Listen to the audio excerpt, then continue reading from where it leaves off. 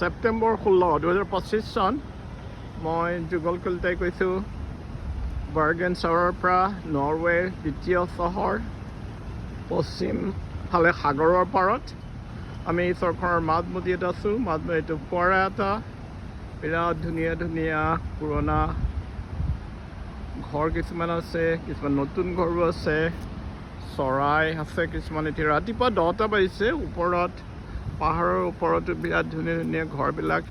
চহৰখন অসম্ভৱ ধুনীয়া আৰু চাফা, ফুলে দাঠিস্কাৰ, ফুলে ফুলে চাৰিওফালে। চাওক, এইটো কিবা এটা পুৰণা বিল্ডিং আছে, সেইখিনিত ফুলৰ পাহাৰ, কাৰোবাৰ মূৰ্তি এটা আছে ওপৰত বহুত। আৰু এইখিনিতে আহি চব বাছবিলাক ৰয়হি, মানুহবিলাক নামে কৰে।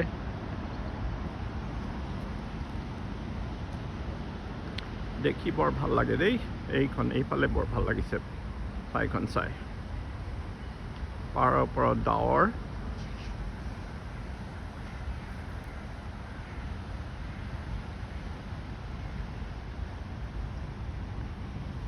লিখা আছে বাৰ্গেন কুনষ্টহল।